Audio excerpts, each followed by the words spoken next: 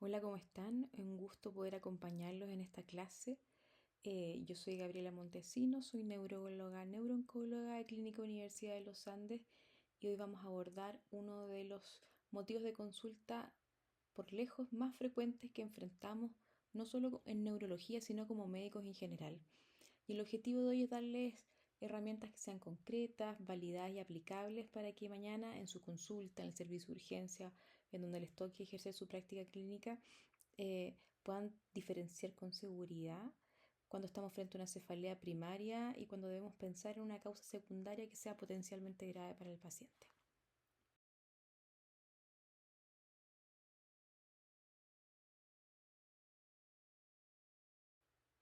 Establecí estos 5 objetivos principales que quiero que se lleven al final de la clase. Primero, reconocer la sospecha diagnóstica inicial en el paciente con cefalea, diferenciar cefaleas primarias de las secundarias, estableciendo bien cuáles son las red flags y también cuáles son las green flags, que también sirven mucho para tomar decisiones y hacer el foco en quién tomar neuroimagen y en quién avanzar y en quién no. Saber y cuándo y cómo estudiar, ya sea por la neuroimagen, la punción lumbar, el laboratorio. Domina criterios del ICHD-3 de cefaleas primarias frecuentes para poder de esa manera tener también herramientas para hacer las diferenciaciones principales y aplicar principios de manejo agudo y preventivo basados en la evidencia.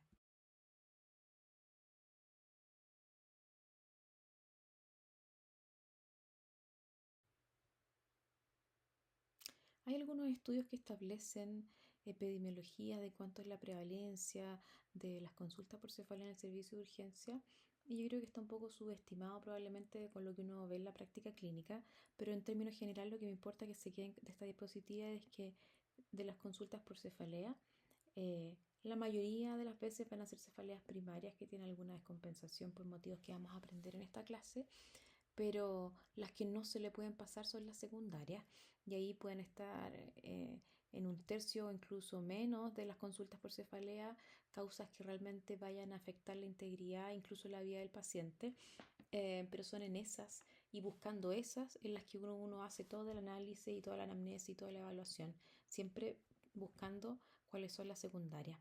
Y es importante destacar de que de las causas primarias la migraña es absolutamente la más frecuente y en términos globales la tercera causa principal a nivel mundial de años vividos con discapacidad y crea una inmensa carga socioeconómica y también una pérdida laboral significativa. Así que a pesar de que es una cefalea benigna, su manejo oportuno, correcto, es muy importante porque es por lejos la más frecuente.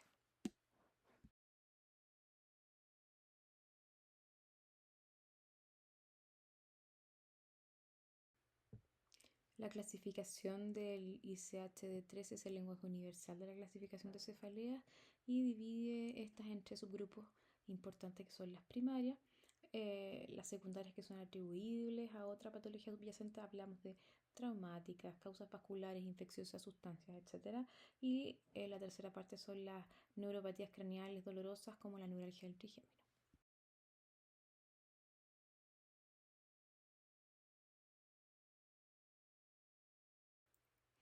En esta diapositiva está uno de los mensajes principales de la clase, es que es la frase una anamnesis dirigida resuelve la mayoría de los casos sin pedir un solo examen.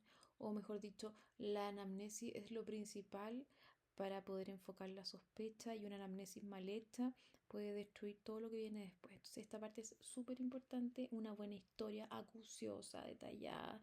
Es absolutamente necesario porque en los detalles uno puede encontrar la diferencia. De repente, incluso yo personalmente, cuando tengo un paciente con cefalea, llego a ser un poco cargante, si se puede decir, como cómo inició, qué estaba haciendo, a qué hora fue, qué hizo justo antes, qué hizo justo después, qué hizo después, se paró, no se paró.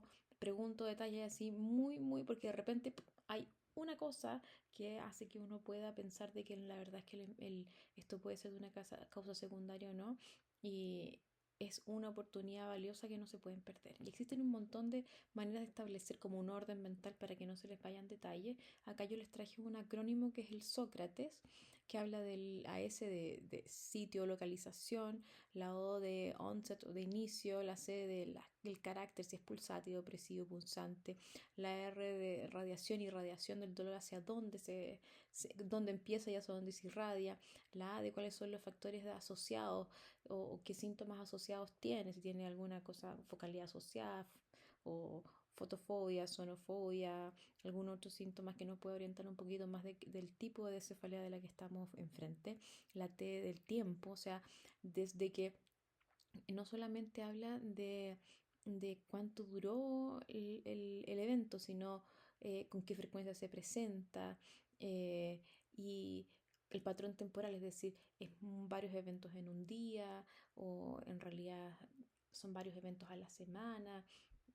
Todos esos detalles son súper importantes para uno establecer como ese esquema mental. La E de exacerbantes, si está haciendo actividad física, valsalva, si ya duelen más en decúbito o en bipedestación.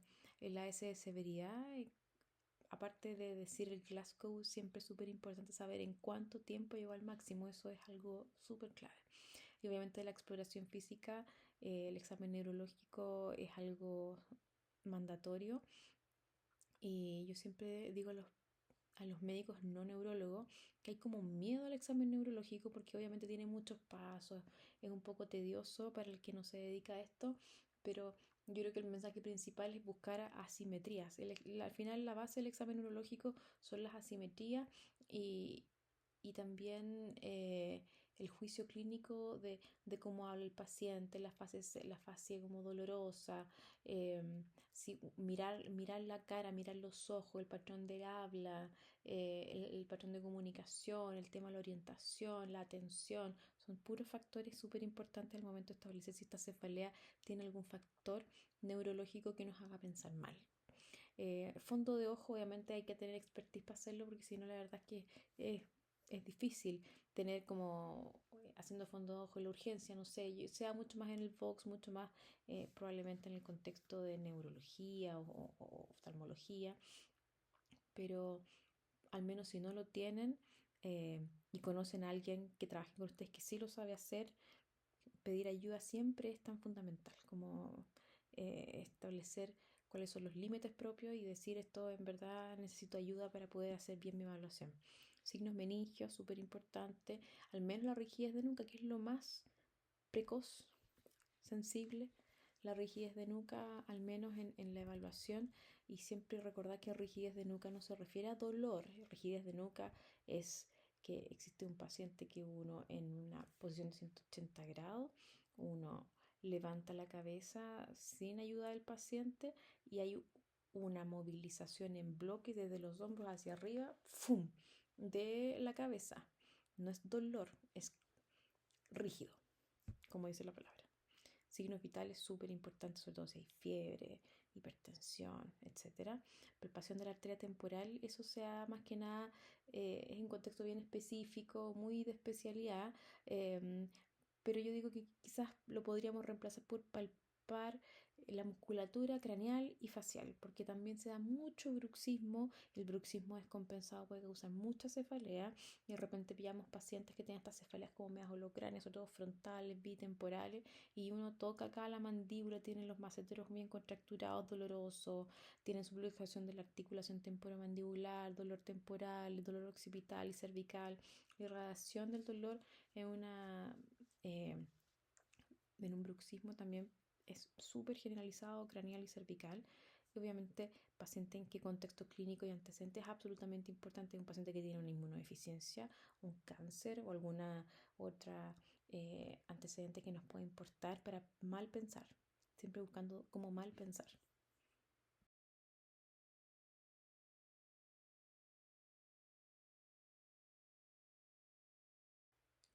Las cefaleas secundarias son aquellas que son atribuibles a otra patología y son muy importantes.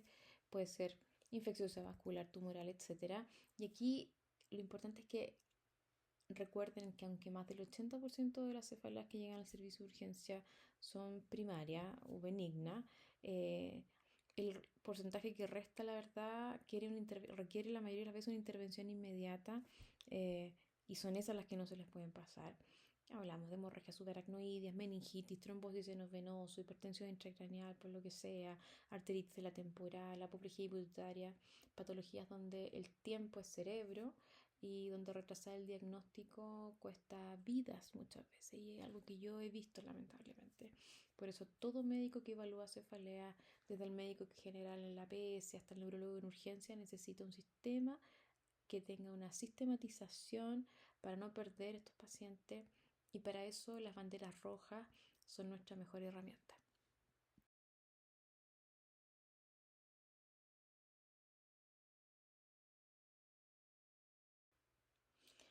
Lo que vamos a hablar ahora es una de las cosas principales de esta clase y lo que yo más quiero que recuerden, aparte de que la anamnesis es muy importante, es que son las red flags, que en la anamnesis y en la evaluación clínica no se les puede pasar esto.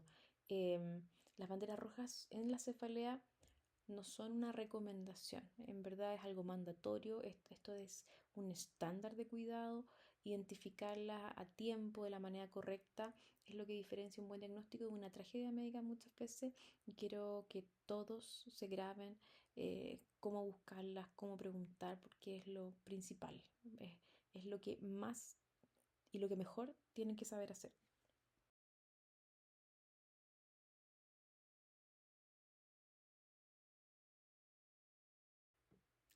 El Snoop 10 es una lista validada de 15 banderas rojas.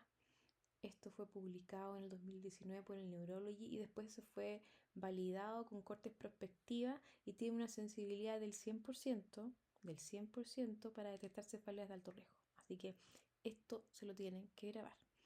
Las primeras 8 banderas son tenemos las S de Systemic Symptoms, especialmente fiebre, que sugiere que hay meningitis, encefalitis, cualquier causa infecciosa o sistémica.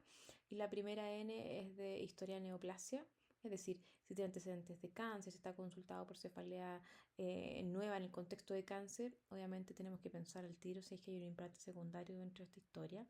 La segunda N es del déficit neurológico o neurologic deficit y cualquier déficit neurológico focal o alteración de conciencia entra. Listo. La primera O es de onset sudden, inicio súbito, y esto es lo que es la famosa cefalea en trueno o thunderclap que vamos a volver a repasar para que tengan súper claro de qué se trata. La segunda O es de older age, o sea, si tenemos un paciente que tiene una cefalea de nuevo, un paciente solo 50 años, eso es absolutamente atípico, tenemos que pensar mal. La edad por sí sola es un muy criterio de alto riesgo. El riesgo causa sería, en caso de los pacientes sobre 50 años, se multiplica por 10 una cefalea de nuevo en un paciente sobre 50, o sea, absoluto. Después empiezan las P. Las P tenemos el pattern change, es decir, un cambio de patrón de una cefalea conocida, bandera roja. Positional headache, que es la cefalea posicional, es decir, que orienta a que hay hipertensión o hipotensión intracraneal, dependiendo si es que la cefalea se acentúa en decúbito o en bipedestación. Y las que son precipitadas por Valsalva, bandera roja.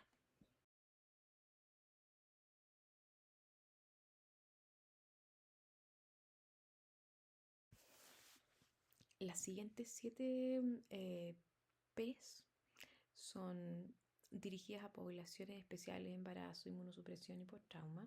Tenemos la de P de papiledema, donde ahí el fondo de ojo es principal porque ahí el objetivo es detectar si es que tenemos signos de hipertensión endocraneal.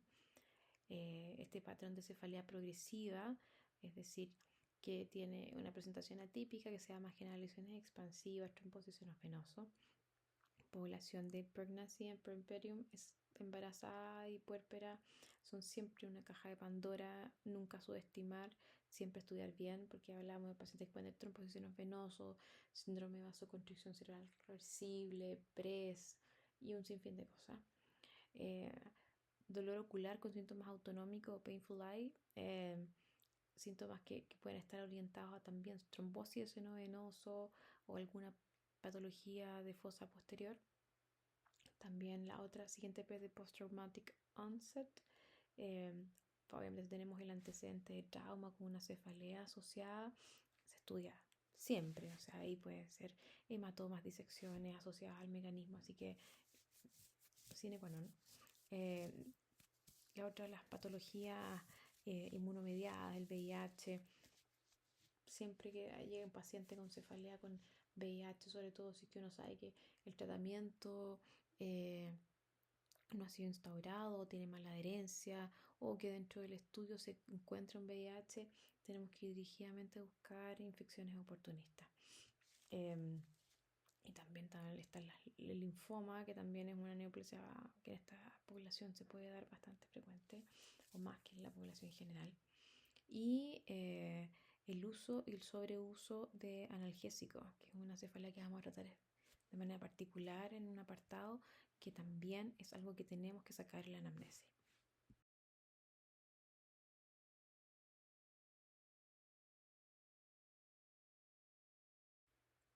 Diapositiva muy importante. Thunderclap headache o cefalea en trueno. ¿Qué es una cefalea en trueno? Una cefalea en trueno es aquella que alcanza su pico máximo, o sea, pasamos de 0 a 10 en menos de un minuto. Eso es una cefalea en trueno por definición. O sea, si tú le preguntas al paciente y estaba, no sé, viendo tele y ¡pum!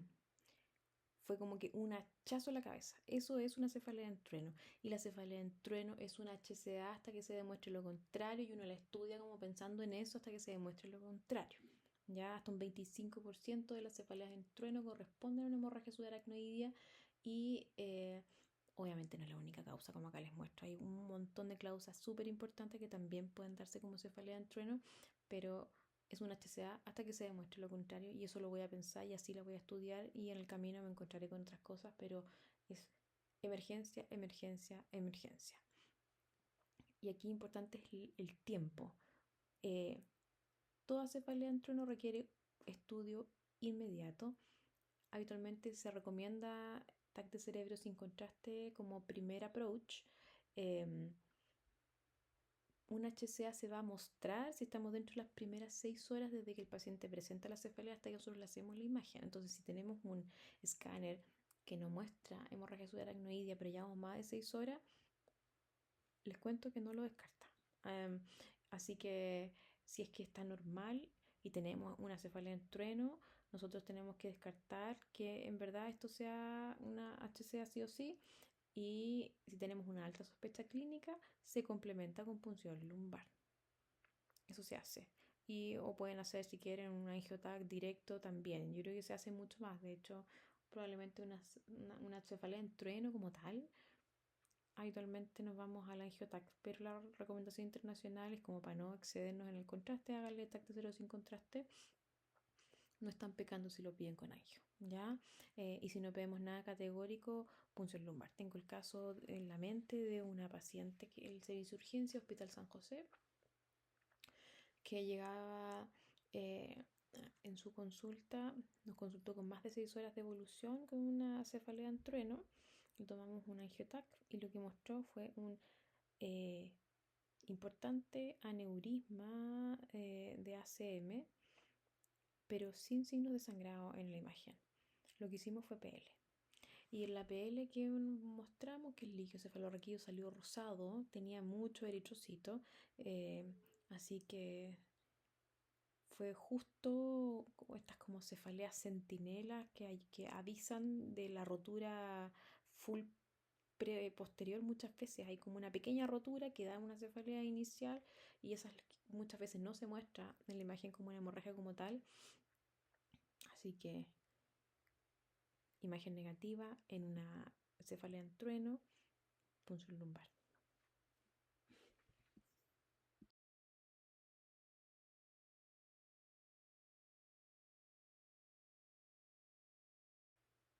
Ya, estos son otros criterios que nos ayudan un montón a tomar decisiones en el servicio de urgencia, así que importante también.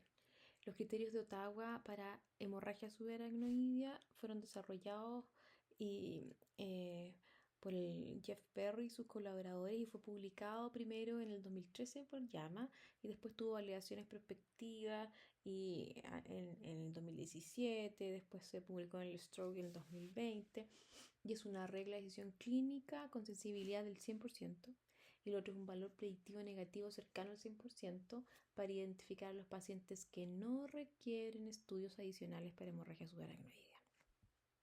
Primero los criterios de aplicación, o sea, en quién yo tengo que aplicar esto. Pacientes sobre los 15 años que estén alerta en GLACO15, eh, que tengan historia de una cefalea nueva, severa, no traumática, pic máximo de dolor alcanzado en menos de una hora, sin déficit neurológico focal al examen físico. Y en quienes no corresponde hacerlo son pacientes que en realidad son una bandera roja en sí, es decir, pacientes que presentan déficit neurológico, historia conocida de aneurisma, tumor cerebral, cefaleas recurrentes crónicas, más de 3 episodios similares en más de 6 meses y que uno dice en realidad esto tiene un patrón que no parece secundario. En esos pacientes uno excluye hacerlo en realidad, solamente en este primer grupo.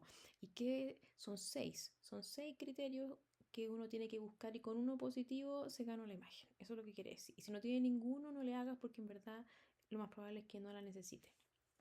Edad mayor o igual a los 40 años, dolor o rigidez cervical, pérdida de conciencia presenciada. Estamos hablando que cuando tú aplicas los criterios, el paciente está en GLACO15, así que en la historia de su cefalea haya compromiso de conciencia. Inicio durante esfuerzo físico, qué sé yo, valsalva, haciendo en el gimnasio, en la actividad sexual, igual es importante preguntar. Si estamos en una historia de cefalea en trueno, de todas maneras, flexión cervical limitada al examen, que habla un poco de rigidez de nuca, uno suficiente. ¿Y qué pasa con esa una sospecha de hemorragia subaracnoidea? Y yo le hago un escáner sin contraste, que tiene una sensibilidad mejor si estamos antes de las primeras 6 horas, y si estamos sobre las primeras 6 horas y sale negativo, considerar el tema de hacer la punción lumbar y el angiotac. Y si no tenemos ningún criterio, una hemorragia subaracnoidea prácticamente excluida y nos ahorramos exámenes.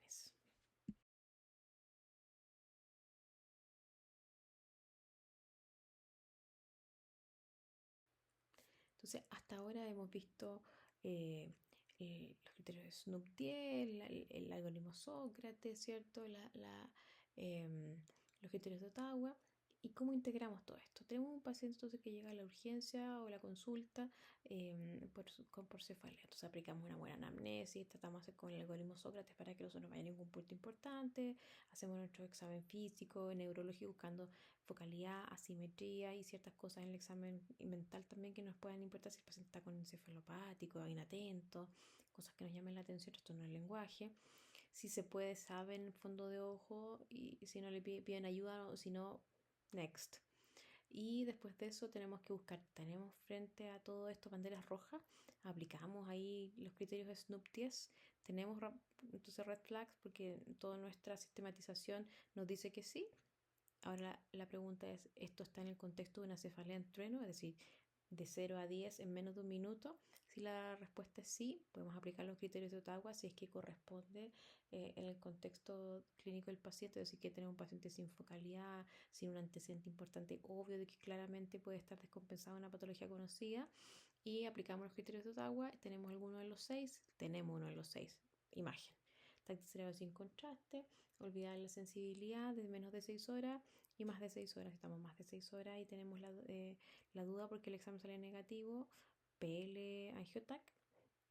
Y si tenemos menos de 6 horas y tenemos la duda y el examen sale negativo, lo mismo. En verdad que si tenemos la duda clínica y nos sigue aquí dando vuelta, hay que hacerlo. Profundizamos el estudio punto y si nos sale, nos ahorramos una imagen. Y si no estamos en el contexto de una cefalea con banderas rojas, pero que no tiene características en trueno, igual vamos a pedir neuroimagen porque tenemos que estudiar cuáles son las causas subyacentes, porque cefalea en trueno eh, es una característica importante, más no es algo que se dé solo en un contexto. Podemos tener banderas rojas en cefaleas que no son Thunderclap, así que a esas igual se estudian, así que pillamos dentro de toda nuestra evaluación cosas que valgan la pena estudiar. Y si vemos que en realidad tenemos toda nuestra anamnesis, nuestro Snoop 10, todo bastante tranquilo, no hay banderas rojas, sino que tenemos puras green flags, buscamos criterios de cefaleas primarias y, y hacemos el tratamiento específico para ellas para compensar. Y si en realidad hay duda clínica, como que no nos calza ningún perfil o la verdad es que es medio inespecífico, podemos hacer la derivación a neurólogo si es posible o le pedimos la imagen si tenemos la duda, mejor más que de menos.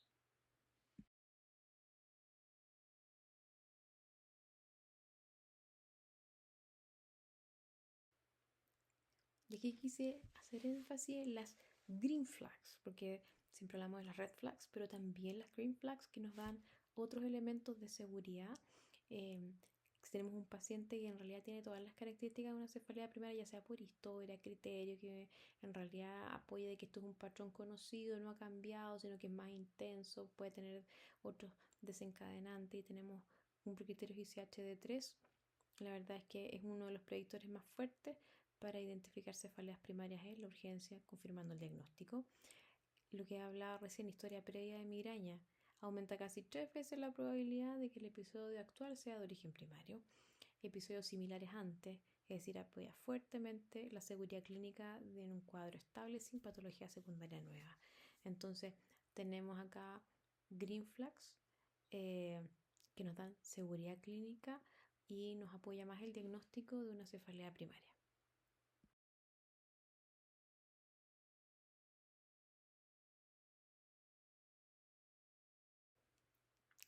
Acá les dejo otro como flujograma diagnóstico que nos puede ayudar también en nuestro orden mental. Paciente con cefalea presenta signos de alarma, aplicamos el red flag, Snoop-Tiel, nuestro Sócrates, etcétera.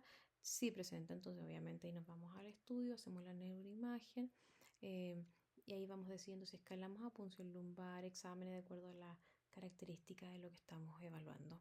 Y si no tiene signos de banderas rojas, tenemos que evaluar si es que estamos en el contexto de un paciente con un cuadro primario conocido, si cumple los criterios ICHD3. Y la verdad es que si estamos en una nebulosa, en que no hay unas red flags como tal, pero tampoco una cefalea primaria tan característica, tengo la duda, como les hablaba recién, reevaluamos, observamos, tomamos imagen si nos parece, pero no nos quedamos con la duda. Y si cumple el criterio 18, obviamente estamos dentro de las green flags y nos da mucha seguridad para decir, ok, quizás no tomemos la neuroimagen a toda la cefalea, hagamos una buena evaluación para definir a cuáles sí y optimicemos el manejo primario en el caso que sea pertinente.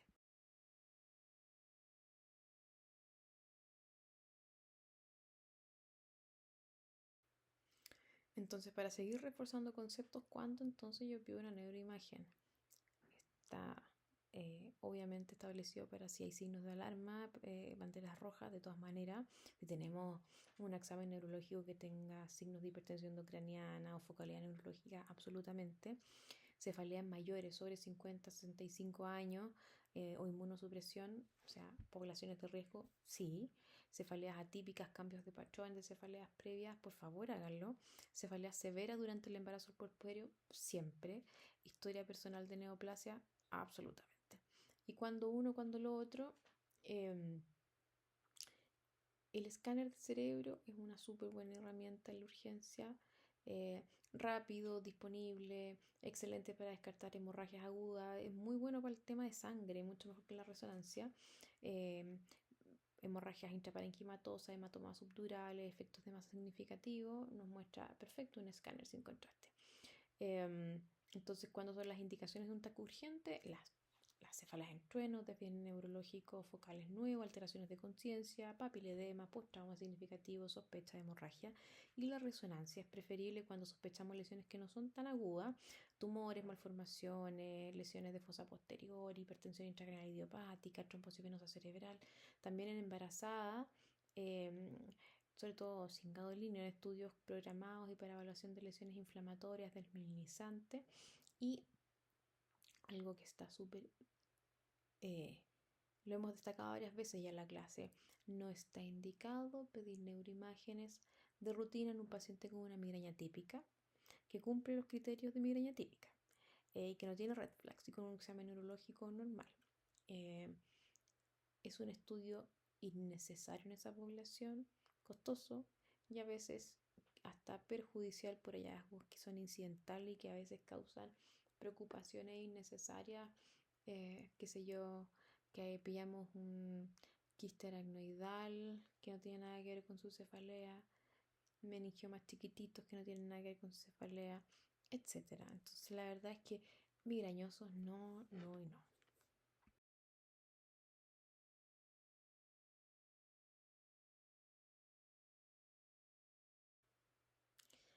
Tenemos también los otros estudios, no solamente las neuroimágenes, eh, como la punción lumbar, que es esencial sospecha meningitis o encefalitis, que es una cosa muy obvia, obviamente en el contexto de cefalea, signo meningio, fiebre o compromiso de conciencia, y obviamente la punción lumbar, el cuidado de que no hayan contraindicaciones. Si tenemos un paciente con signo de hipertensión endocraniana o con focalidad, no le hagan PL sin tener un escáner, sin contraste, que nos hable de que estamos bien y que no vamos a hacer algún procedimiento que va a empeorar las cosas.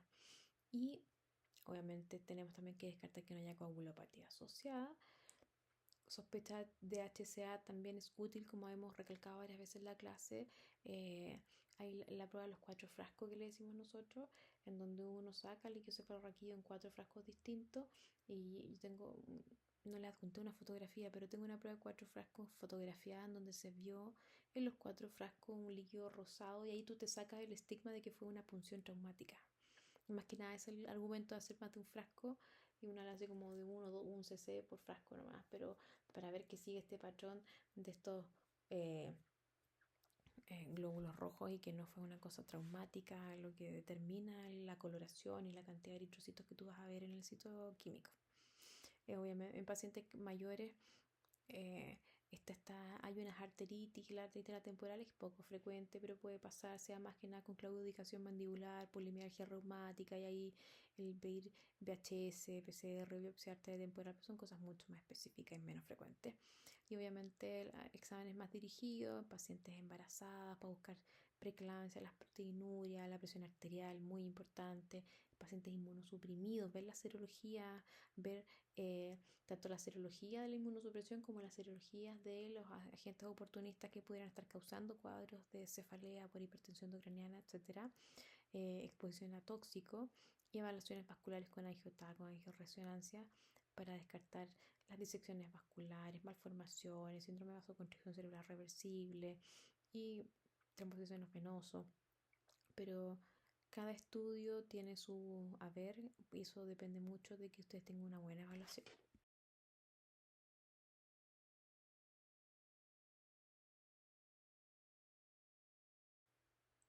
En esta diapositiva les puse un cuadro como eh, para resumir causas secundarias importantes que uno tiene que pensar y ir a buscar dirigidamente.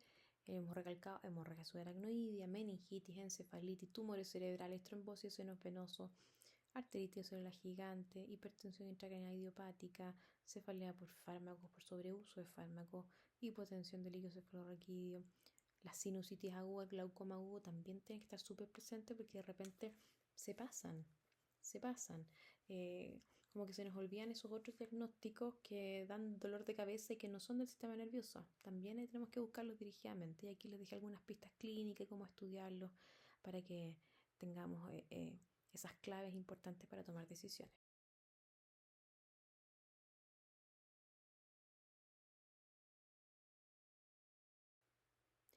Ya, salimos del terreno de las cefaleas secundarias, que son muy importantes, pero ahora pasamos a la de las primarias, que son por lejos mucho más frecuentes.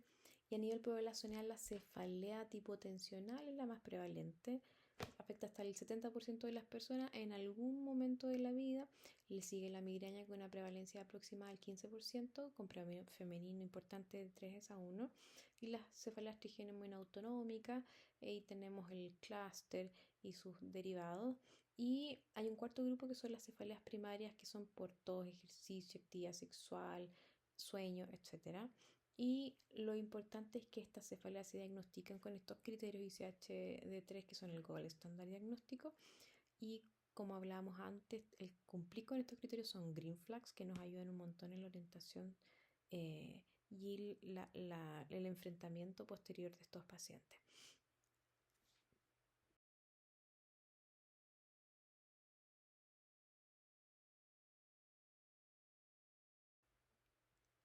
Pero como en la realidad el aprender de los criterios ICH3 es algo que les voy a mostrar, pero una imagen vale más que 1000 palabras, y esto probablemente es de las diapositivas de la parte de las cefaleas primarias más importantes para ustedes, para que se les graben más o menos los patrones que les ayudan a diferenciar una de otra. La migraña, dolor suele ser hemicráneo, pulsátil, generalmente que frontotemporal, habitualmente Lo refieren hemicráneo, pero puede cambiar de lado, eso es muy habitual, intensidad moderada severa. El paciente típica se va a oscurecer a una habitación oscura porque la luz le molesta, no quiere ruido fuerte, disminuye su actividad. Es un patrón más unilateral en general, pero también puede ser bilateral, ¿ah? Pero en general es más hemicráneo. La cefalea tipo tensional, el dolor suele ser más bilateral o opresivo, como este cintillo que te aprieta en banda, como que tuvieras un casco súper apretado. No suele ser pulsátil, no se suele agravar con la actividad física. Habitualmente la gente funciona con sus cefaleas tensionales, muy molesta, nos puede poner irritables, pero podemos continuar, no está invalidante en general. Hay algunas que sí, siempre hay excepciones. Y suele ser este patrón de banda bilateral. La cefalea en racimo, a diferencia de la migraña, por ejemplo, es una cefalea donde hay una inquietud motora, el paciente no puede estar quieto, necesita moverse por la intensidad del evento, que es una cosa así que la migraña un poco más progresiva, esto es como ¡pum! Full. eh, Estrictamente unilateral, suele ser periorbitaria, extremadamente severo, es como además de rama B1 trigeminal. Le describen como esto es como un punzón en el ojo, como que te enterraran un punzón en el ojo. Es que hay una deambulación, se puede llegar a golpear la cabeza con la desesperación del dolor. Se acompaña de síntomas autonómicos que son del mismo lado del dolor, ipsilaterales, eh, que vamos a repasar después. Y estas tipos de cefalea puede tener duración de 30 minutos hasta 7 días. En verdad es tremendísima.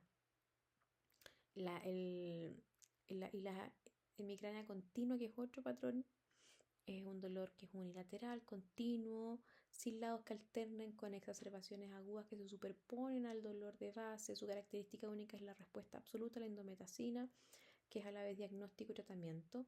Y también acá no está, pero la neuralgia del trigémino habitualmente es una rama trigeminal B1, B2 o B3. Este dolor lancinante que puede tener varios eventos en el día. Habitualmente se puede desencadenar con cosas tan básicas como lavarse los dientes o tomar agua. También puede ser muy, muy severo, pero para que se graben un poco estos patrones.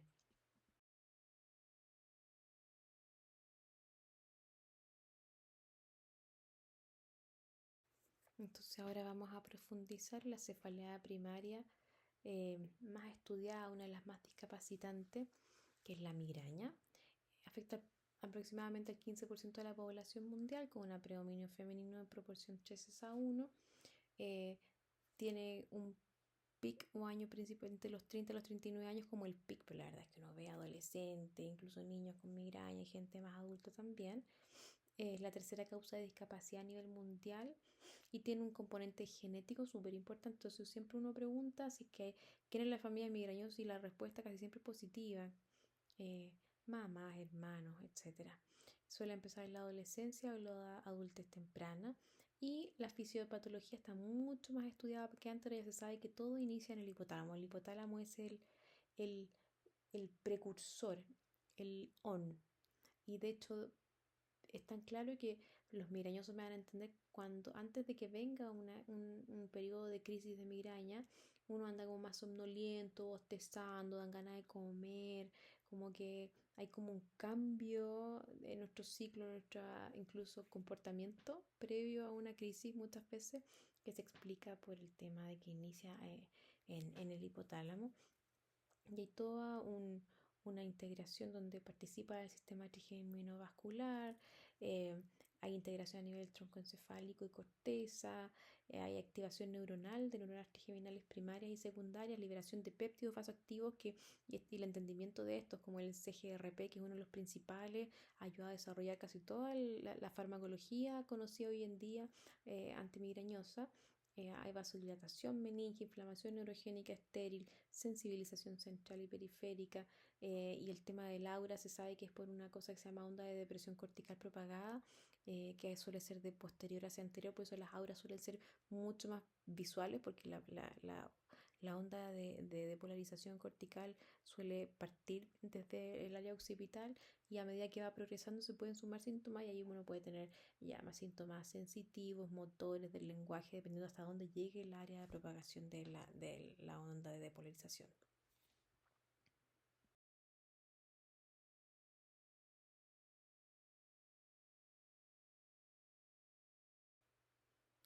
Al hablar de los criterios específicamente en la migraña sin aura, que es la más frecuente, tienen que haber 5 ataques al menos que cumplan con los criterios siguientes, es decir, que sea una cefalea que tenga una duración de 4 a 72 horas sin tratamiento. El ideal tratamiento es que esos números no sean así, pero sin tratamiento que tenga esa duración y que cumpla al menos 2 de los 4 criterios siguientes, que es localización unilateral, carácter pulsátil, intensidad de dolor moderado severa, agravada por o causa evitación de la actividad física rutinaria, esta cosa que quiere como uno hacer menos. Y durante la cefalea tiene que tener al menos uno de los siguientes, que haya náuseas y o vómitos, fotofobia, sonofobia, eh, es decir, que me cause molestia la luz, que no, que después quiero estar oscura, no quiero ruido fuerte, como que estoy así más aislado, y que obviamente no se explica mejor por otro diagnóstico y por otros criterios. Y hay la clasificación se puede hacer por subtipos, si es más frecuente, menos frecuente, pero en realidad eso no es tan importante. Importante saber en este momento, lo que más me importa de esto es que ustedes entiendan cuáles son las características de las migrañas para hacer esta búsqueda dirigida de las green flags.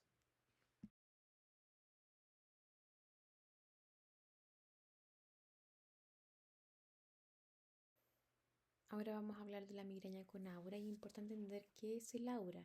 Son síntomas neurológicos focales completamente reversibles, graduales, que pueden durar entre 5 a 60 minutos, que pueden estar o no seguidos de cefalea. Entonces aquí es súper importante tener claro que estamos frente a este cuadro y tenemos que, si es un paciente que nos llega primera vez que pasa, no sé, no tiene una historia, una cefalea con aura conocida de antes y nos llega con aura, eh, tenemos que descartar que no sea una cosa no primaria, un TIA, alguna otra cosa que hable de una disfunción neurológica secundaria, no se nos puede pasar, porque de repente se subestiman dolores, se encajan en diagnósticos, pero es súper importante para eso la anamnesis. Tiene que haber al menos 2 ataques que cumplan los criterios, que sea eh, totalmente reversible, puede tener síntomas visuales sensitivos del habla, del lenguaje, como yo le decía, como hasta donde llegue la onda de presión cortical, hasta ahí va a llegar el tipo de síntoma del aura. Tiene que tener al menos 3 de los siguientes características, uno o más síntomas que se desarrollan gradualmente en más de 5 minutos, cada síntoma dura entre 5 y 60 minutos, uno o más síntomas son positivos, es decir, qué sé yo, eh, auras visuales, algún síntoma sensitivo positivo de parestesia, etcétera, más o más de síntomas, uno, dos o más síntomas que ocurren en sucesión por este tema de cómo progresa la depolarización cortical. Uno o más síntomas es unilateral y el aura se guía en menos de 60 minutos por la cefalea. Eso es lo que uno espera, que el aura y después, máximo la hora después, empiece el dolor de cabeza, pero también hay aura sin cefalea, eso también se da. Por eso es importante saber la historia del paciente. ¿Usted se reconoce como migrañoso? ¿Tiene migraña? Cuénteme. Yo siempre les digo, les pregunto, ya, me dicen, no, es que yo hace 2 semanas que estoy con este dolor de cabeza. Y yo siempre les digo, a ver, pensemos en usted antes de estas 2 semanas. Usted tenía dolores de cabeza, ¿cómo eran? Como que siempre pregunto hacia atrás. Ellos me cuentan lo que quieren, obviamente de importancia más aguda, pero yo después indago hacia atrás siempre, siempre, siempre.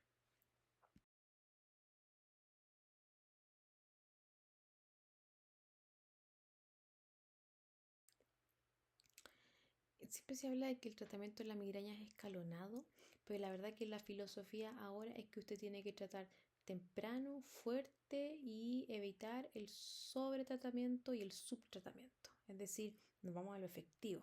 Eso que empecemos con el paracetamol y después, no, usted tiene que pillar una AINE eh, que le sirva y que yo siempre digo al paciente, ya, ¿qué cosas ha probado que no le funcionan? Entonces yo me salto todas esas y buscamos un analgésico y esto es una búsqueda. El paciente con migraña primaria, con migraña, quiero decir, uno tiene que, yo siempre les digo, esto no es una receta de cocina, tenemos que buscar cuáles son en usted el fármaco que mejor le funciona, porque no a todos los pacientes les funciona lo mismo. Hay algunos que les encantan la proxeno y otros que no les hace absolutamente nada. Hay otros que tienen, y depende tanto de la instauración de la cefalea. Hay gente que tiene cefaleas que tienen una instalación mucho más progresiva hasta llegar a la parte más alta. Otros son un poco más rápidos en llegar a una crisis más severa. Entonces, todos esos elementos nos tienen que ayudar a tomar la decisión de cuál es el analgésico que le vamos a dar primero. Es decir, habitualmente los sublinguales los doy para los que son súper nauseosos para sus crisis y los que tienen una instauración rápida del dolor, para que tengamos algo que puedan usar en cualquier lugar sin necesidad de tomar agua. De hecho, como que trato de que facilitarles un poco también el acceso al analgésico. Los sublinguales suelen ser como el ketorolaco sublingual de 30 miligramos, una buena alternativa. Algo que es importante que sepan es que los pacientes con migraña, cuando están con la crisis de migraña, tienen una cosa que se llama gastroparesia, es decir, el vaciamiento gástrico está enlentecido, pero son tan nauseosos. Y eso también favorece de que los analgésicos por vía oral se absorban más lento. Entonces, asociar el analgésico de primera línea con un antiemético es muy útil. Llámese domperidona, llámese metoclopramida, etcétera.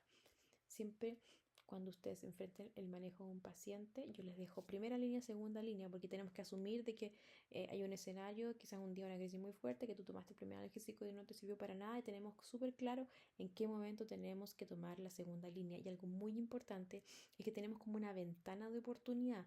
Cuando un paciente migrañoso suelen tener la mala costumbre de tomar analgésicos cuando el dolor está demasiado alto. ¿Y qué pasa con eso? Que perdimos la ventana de oportunidad, y habitualmente esas son las crisis que duran horas, que pueden durar hasta más de un día, incluso tres, y pasamos ahí hasta estas migrañas complicadas, donde el paciente tiene la percepción de que nada le sirve, pero la verdad es que uno tiene que tratar la crisis al inicio, y los migrañosos saben cuando el dolor de cabeza que viene es su migraña, entonces en ese momento se trata. Y los pacientes con aura, al momento del aura, porque significa que está empezando todo el proceso fisiopatológico de la migraña, y en ese momento uno tiene que hacer todo para detenerlo. Tenemos una ventana de oportunidad. Cuando la cosa está leve es el mejor momento para tomar el analgésico, ¿ya? Entonces buscamos uno efectivo. El ibuprofeno, acá dice 400, pues la verdad es que tiene que ser de 600 para arriba el ibuprofeno para que sea efectivo. Y naproxeno, ibuprofeno, clonexinato de lisina, el ketorolaco, etcétera. Y del paracetamol de 1 gramo, depende, hay pacientes que en verdad sí les sirve y otros que no. Y si podemos recomendarlo, el paracetamol sumadol es mucho mejor. Em, entonces, primera línea, un buen analgésico con un antiemético. Y yo le digo al paciente, si a los 45 minutos o 1 hora de haber tomado el analgésico de primera línea usted sigue con dolor de cabeza, tiene que tener su segunda línea ahí. ¡Pum! Este es mi rescate. Y ahí habitualmente se indican los triptanes. Los triptanes son agonistas serotoninérgicos, y son como los antimigrañosos específicos. Hay varios en el mercado, el que va a naratriptán, rizatriptán, variados precios, em, que nos ayudan entre uno y otro. Más que nada, los que yo más uso habitualmente son el naratriptán y el L-triptán. El naratriptán, la gracia que tiene es que es más efectivo para crisis que tienen una progresión más lenta, porque tiene un efecto, inicio de efecto más lento, pero tiene un efecto largo. Entonces, esos pacientes que suelen tener como recurrencia su cefalea, es súper bueno para evitar la recurrencia en pacientes que suelen tener ese patrón. Y el Keval actúa más rápido. Entonces, en pacientes que tienen instauraciones un poquito más rápidas también es efectivo. Y también se puede hacer combinaciones, es decir, buscar lo mejor de ambos mundos. Por ejemplo, un paciente que tenga una instauración rápida de dolor y recurrencia del mismo frecuente, uno puede hacer, y son crisis severas, uno puede decir, ya, en verdad, tómate un ketorolaco sublingual con un naratriptán, porque va a tener un efecto rápido y duradero gracias al naratriptán. Entonces, conocer bien como la duración del efecto, cuándo inicia, cuánto dura, es súper útil para uno tomar la decisión dependiendo del patrón de la migraña del paciente. Y tenemos los agentes nuevos, están aquí los gepantes, los titanes. Los triptanes lo que tienen es que causan vasoconstricción, entonces estamos contraindicados en pacientes con antecedentes cardiovasculares importantes como infarto al miocardio, accidente cerebrovascular, hipertensión arterial descompensada, cero posibilidad. Eh, y los agentes nuevos antimigrañosos, que están los gepantes y los titanes, tienen la gracia de que tienen, de hecho, efectividad súper similar a los triptanes, pero no provocan vasoconstricción, entonces tener esta seguridad en ese tipo de poblaciones, pero son de precios más elevados, así que ahí en verdad está está ese pero. A veces hay farmacias que tienen ciertos descuentos, pero en general todavía estamos como en esta brecha un poco dada por los precios, pero son opciones que existen en general para el tratamiento de las migrañas. Y ojo que siempre cuando uno indica un analgésico, tiene que hacer la acotación de la dosis máxima a mes, porque si no la gente piensa que estos son dulces y se pasa de la dosis y obtenemos al final una migraña descompensada por un sobreuso de fármacos. Es decir, para los AINE habitualmente son menos de 15 días al mes y para los triptanos menos de 10.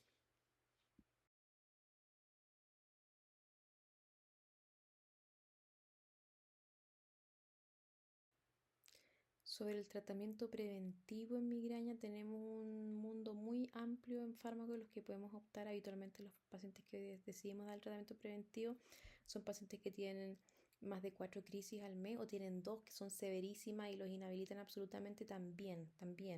Em, y también pacientes que no son buenos respondedores al tratamiento agudo y habitualmente tienen cefaleas que pueden ser poco frecuentes pero largas y también se ganan su preventivo. Y ahí yo siempre le digo al paciente no se frustre, esto es un traje a medida, buscamos el mejor perfil dependiendo de las características del paciente, vital.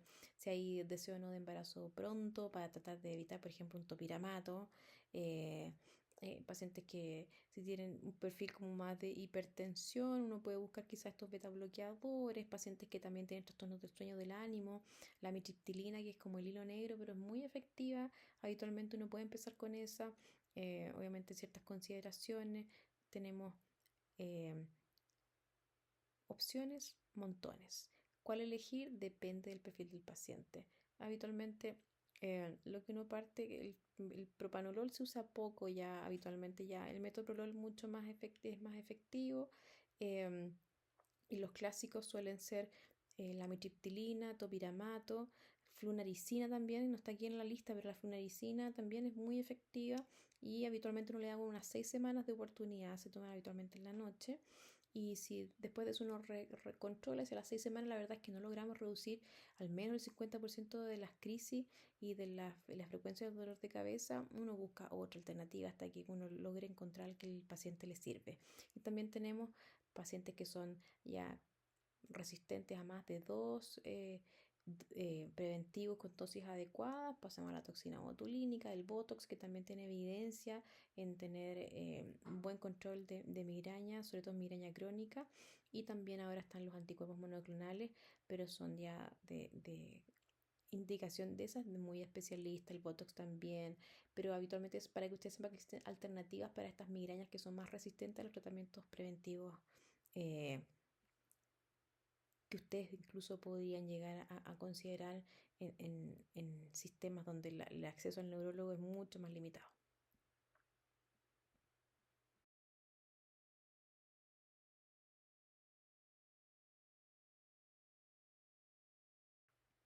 De la cefalea atencional en realidad es que son al menos 10 episodios que cumplan con criterios como que duración de 30 minutos 7 días, que al menos tengan locación más bilateral, opresivo, intensidad leve moderada, es raro que sean severos y que no empeora con actividad física la rutina, que no inhabilita mucho al paciente, sin náuseas, sin vómitos, sin fotofobia, sin fonofobia y no se explican por otros diagnósticos que son las cosas más importantes.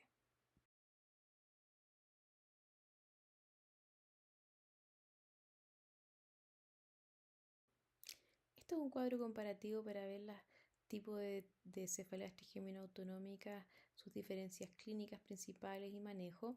Aquí la principal y la reina es la cefalea en racimos o el clúster, que su manejo con oxígeno al 100%, también con triptane subcutáneo. Triptane acá en Chile no hay, pero si uno le da triptane habitualmente también. Tiene manejo preventivo que vamos a profundizar. Están las hemicranias que responden a indometacinas como la prueba diagnóstica, casi como que las hemicranias continuas. eh, Habitualmente responden súper bien a la indometacina y que es como algo que uno tiene que saber y uno lo hace en la prueba un poquito eh, terapéutica para diferenciarlas, pero en general clúster hemicráneas son como las principales.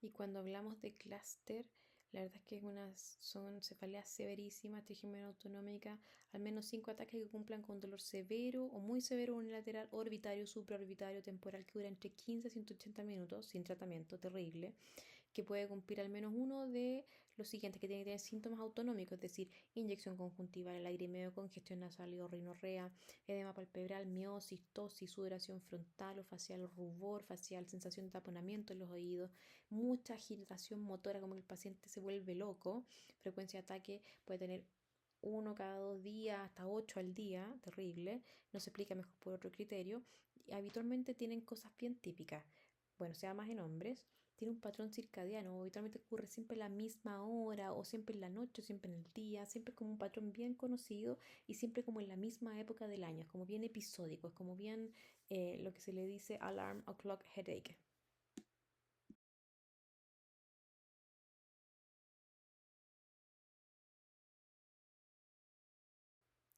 Esto es súper importante, el tratamiento. El tratamiento agudo habitualmente en nuestro medio es en un paciente que está con un clúster en la urgencia, usted va y le pone una mascarilla al 100% de no recirculación a 12 a 15 litros por minuto, bien intenso, lo dejas ahí como unos 15 a 20 minutos, el paciente respirando, tiene que estar sentado derecho, respirando lento y profundo, respirando lento y profundo por 15 a 20 minutos, y uno habitualmente los puede complementar con triptane. Aquí hablan de sumatriptán porque es lo que tiene más evidencia, súper efectivo, no tenemos en Chile, pero triptane u otros analgésicos que tengan en la urgencia. Corticoides también pueden ser muy efectivos, dosis de corticoides en la urgencia también. Pero el tema del oxígeno, y hay pacientes que tienen su oxígeno en la casa para poder, cuando tienen las crisis, recurrir a eso fácilmente. Pero si les llega la urgencia, bien sentado, 12 a 15 litros por minuto, una mascarilla, no recirculación, respirando fuerte y profundo, bien. Y estos pacientes uno les deja un tratamiento preventivo habitualmente cuando tienen como eventos un poco más seguidos, pero habitualmente se les deja a todos porque en realidad los ataques son tan terribles que uno trata de evitarles un poco la frecuencia y la recurrencia. Se puede usar verapamil, litio, topiramato. Habitualmente lo que más se usa yo creo que es verapamil o topiramato. El litio es muy complejo, es difícil la monitorización, pero también es efectivo. Y mientras empiezan a hacer efecto los preventivos, hay una como terapia transicional donde está el rol de los corticoides en dosis alta. Prednisona se es que de 60 a 100 miligramos al día, que se tiene que dar al menos como 2 o 3 semanas, pero uno va haciendo como un decalaje como de 20 miligramos cada 3 4 días hasta llegar a la suspensión después de ese periodo de tiempo. También se puede hacer un bloqueo del nervio occipital mayor, también puede ser efectivo. Y también están ahora los tratamientos biológicos que son más caros, el gancanezumab, que es algo que ya es de más de especialidad, pero para que sepas que existe, pero principalmente el nivel agudo, que es un tratamiento preventivo y un tratamiento puente, mientras el preventivo hace efecto, que también es muy accesible, que es la prednisona.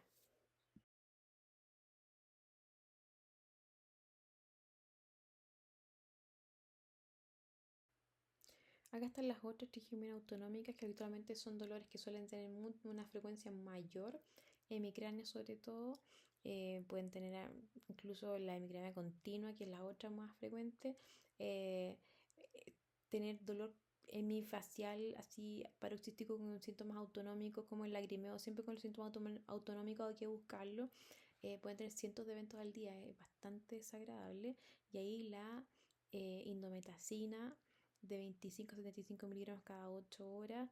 Hacemos una prueba diagnóstica para ver la respuesta. Habitualmente responden bastante bien y es como casi patognomónico de su diagnóstico.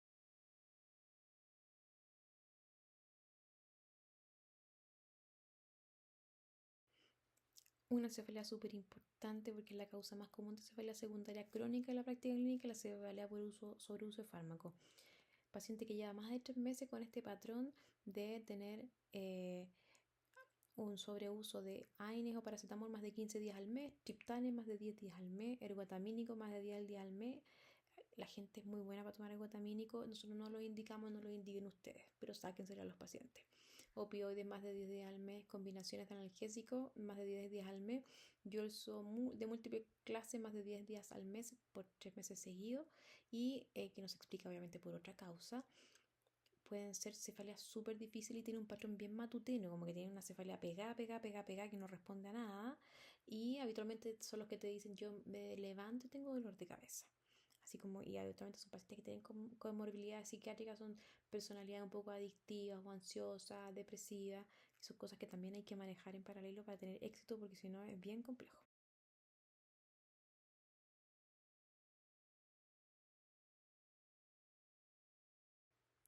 El manejo consiste en suspender el fármaco que tienen de uso excesivo de una, si es que son antiinflamatorios, paracetamol, triptanes, pero si se trata de, qué sé yo, barbitúrico, opioides, benzodiazepina, hay que hacerlo gradual y habitualmente los que tienen exceso de esos fármacos uno los hospitaliza porque en realidad es que es súper complejo hacerlo de otra manera y hay que hacer ahí una terapia puente, habitualmente uno les cambia a otro AINES que no hayan usado.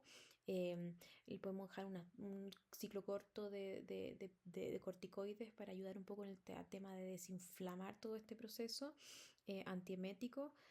Y aquí también que no está puesto, pero es como importante. Habitualmente lo que uno puede hacer, les voy a dar una receta, les dejamos topiramato 25 miligramos en la noche, pueden llegar a 50, ketiapina 25, esa la pueden dejar por 30 días, cambian el analgésico y hacen un buen plan de primera, segunda línea que esté fuera de lo que habitualmente use. Si es muy difícil, recurre, hay que hospitalizarlo y habitualmente dejamos clorpromacina intramuscular endovenosa cada 8 horas y hacemos toda la terapia puente hospitalizado, terapia cognitivo-conductual.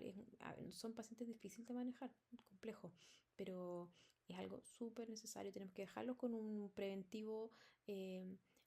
A todos estos pacientes un nuevo esquema analgésico, seguimiento bien estrecho, idealmente con tratancia psicoterapéutica porque la necesitan. Incluso puede usar eh, toxina botulínica también y algunas anticuerpos monoclonales en casos un poco más severos, que son cosas más específicas, pero con su buen topiramato, un neuroléptico, un cambio de analgésico, deberíamos andar mejor.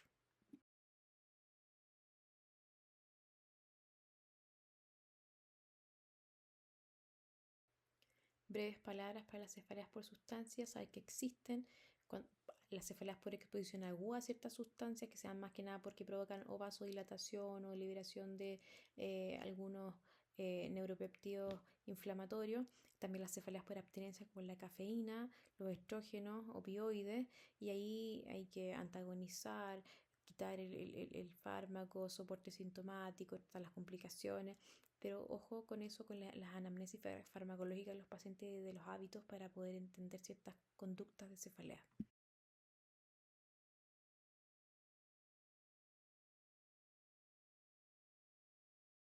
Ya, mensaje final es que tienen que quedar súper reforzados. Anamnesia, anamnesia, anamnesia es la herramienta más poderosa. 80% del diagnóstico absolutamente. Busquemos las red flags. Tenemos criterios Snoop 10, ya se los enseñé. Criterios ICH o conocer patrones de las cefaleas primarias para usted más o menos sospechar las historias previas de cefalea del paciente. Indaguen. Migraña típica, estable, sin red flag, no requiere neuroimagen, no la requiere. La cefalea tipo clúster, oxígeno al 100%, triptanes, pueden usar corticoides. eh, Importante la urgencia, puede ser muy efectivo hasta el 70% de los pacientes con crisis aguda, el oxígeno al 100% con 12 a 15 litros por minuto, máscara de no recirculación, bien sentado, respirando lento. La indometacina, diagnóstico terapéutica en migrañas paroxísticas y continuas. Las cefaleas por sobreuso de fármacos, causa más común de cefalea crónica secundaria. La cefalea en trueno, HC hasta que se demuestre lo contrario. Anti-CGRP o los anticuerpos antimonoclonales y toda esta farmacología que está enfocada en los neuropépticos de liberación inflamatoria de la migraña han mejorado mucho el manejo y hay que tenerlo súper presente. Y educación al paciente previene recaídas, cefaleas por sobreuso de fármacos y mejora la adherencia.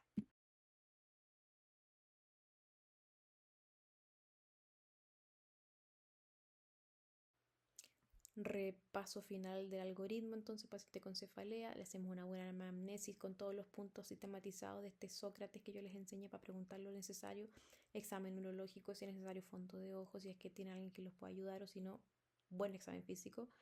Buscamos red flags, el Snoop 10, las tiene, sí, neuroimagen y si depende de la neuroimagen, Si está negativa y sigue la sospecha, PL, y seguimos ahí escalando de acuerdo a nuestra sospecha diagnóstica, no nos detenemos. No se olviden, TAC negativo en un paciente con una Thunderclap, más de 6 horas de evolución, PL, angiotac, sigamos.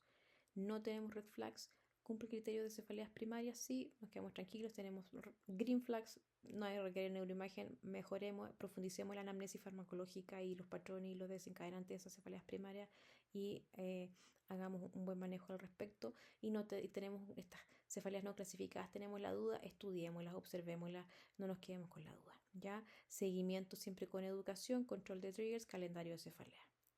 Y en verdad ese era el mensaje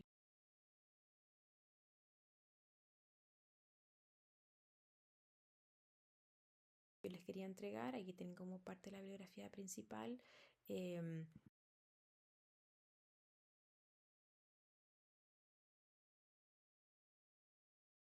Espero que les haya servido esta clase. No se olviden, la anamnesis sigue siendo la herramienta diagnóstica más poderosa en cefalea.